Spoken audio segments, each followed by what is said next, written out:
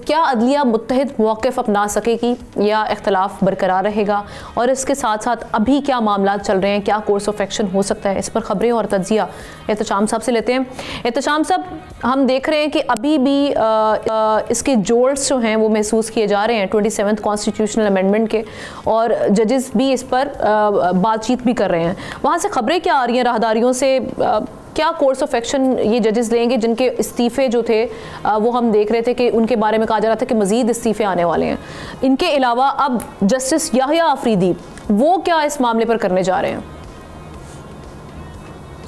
देखिए आमना, मेरा ख्याल है कहीं ना कहीं कोई गलती हुई है। जो स्कीम ऑफ थिंग्स बनाने वाले जो अपोजिशन के लोग हैं वो कुछ चीज़ें मेरा ख्याल गलत हो गई हैं।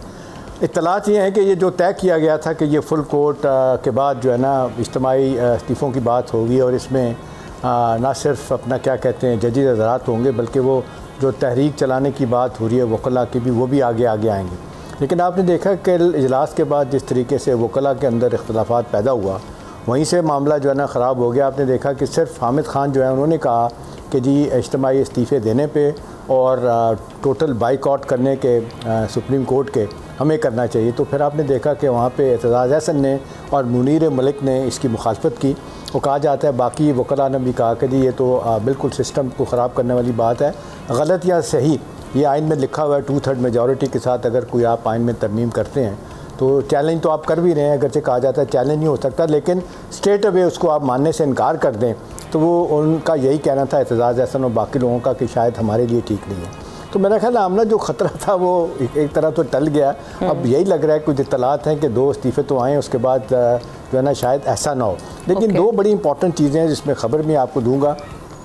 देखें, पहली तो बात आमना ये है कि जो एक हुकूमत चाह रही थी ना कि जुडिशल एक्टिविज़म ख़त्म कर दिया जाए, उसमें तो हुकूमत कामयाब होगी। आपने देखा वो वक्त था यूसुफ रज़ा गिलानी ने, आपने देखा कि सुइज़ अदालतों को पीपल्स पार्टी के ज़माने में ख़त नहीं लिखा था, तो क्या हुआ था जरदारी साहब के बाद के दौर में, तो फिर क्या हुआ था उसके बाद इफ्तिखार चौधरी ने खड़े खड़े उनको till the rising of the court उनको सज़ा दे दी थी और 5 साल के लिए नायल करार दे दिया। यही फिर पनामा में आपने देखा कि नवाज शरीफ साहब को सैलरी ना लेने पे उनको नाहल किया गया 5 साल के लिए। तो वो कहते हैं कि ये काम ख़त्म कर दिया गया, क्योंकि अदालतों का काम एक्टिविज़म नहीं है, अदालतों का काम चीनी की कीमत मुकर्रर करना नहीं है, अदालतों का काम आए दिन लोगों को वहाँ पे बुला कर जलील करना चाहिए। मुझे अच्छी तरह याद है पीपल्स पार्टी के ज़माने में आमना हर रोज़ तकरीबन ग्रेड 21-22 के सेक्रेटरीज़ को बुला के जनाब इफ्तिखार चौधरी साहब जिस तरह बुली किया करते थे वो सबको पता है।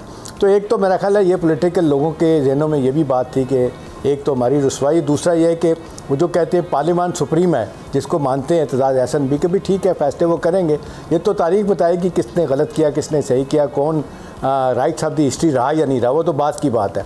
तो इस लिहाज से तो हमने ये बड़ी हद तक जो मेरा ख्याल है फुल कोर्ट के इजलास के बारे में जो बातें आ रही थी वो तो फॉर द टाइम बीइंग तो नहीं लगता कि वो किसी तरीके से हुकूमत के लिए या अफरीदी साहब के लिए परेशानी होगी। अब देखें जो 2 बातें बड़ी अहम होगी।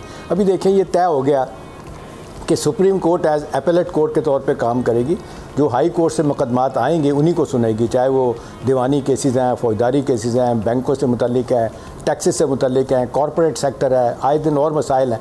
वो जो कहा जाता है कि जी 22 लाख केसेस पेंडिंग हैं, 60,000 केसेस तो सुप्रीम कोर्ट में पड़े हुए हैं, वो डे टू डे बुनियादों पर हल होंगे, आइनी मामला जो है ना वो चले जाएंगे आपकी आइनी कोर्ट में चले जाएंगे। अब तो एक लिहाज से तो ये, दूसरा आप देखें जिस तरीके से जुडिशल कमीशन को भी दोबारा तरतीब किया गया है, practice and procedure bill committee के अरकान को मुकर्रर कर दिया गया, तो बड़ी हद तक हुकूमत ने आमना अपना काम तरीके से जैसे भी ये कर लिया है। तो मुझे नहीं लगता कि इनके लिए कोई आने वाले दिन में अब जो 2 बड़ी बातें, 2 बड़ी इंपॉर्टेंट बातें आमना के देखें, अब ये जो हुकूमत को इख्तियार मिल गया है, सुप्रीम कोर्ट को इख्तियार दे दिए गया है जजिस की ट्रांसफर के बारे में।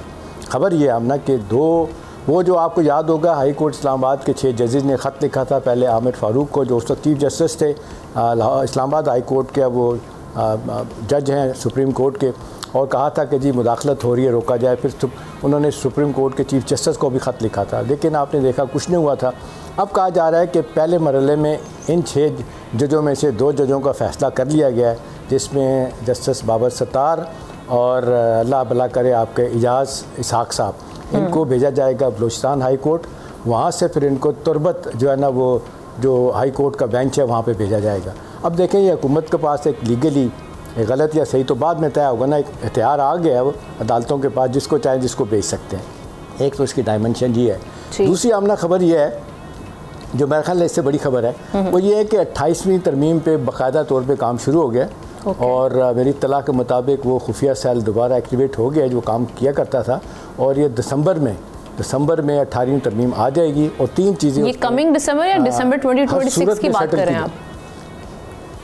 ये दिसंबर, ये जी 2 अगला दिसंबर आने वाला है, इसकी कुछ बात तो लोग तो इसको अप्रैल तक की बात कर रहे थे कि 2026 अप्रैल में जाके अब आएगी। नहीं। अच्छा। जो मेरी इत्तला ये है कि बहुत सारा काम स्पेड वर्क कर लिया गया है, और जो 3 चीज़ें उन्होंने करनी है। एक तो वो कहा जा रहा है कि जो सूबे बनाने की बात है, मज़ीद सूबे बनाए जाएंगे, 8 बनाए जाएंगे, 4-6 बनाए जाएंगे, उन पे काम होगा। मियाँ आमिर ममीर साहब इस पे बड़ा काम कर रहे हैं, कुछ और लोग भी इन पे काम कर रहे हैं। सब्सक्राइब करें और बेल दबाएं ताकि कोई खबर रह न जाए।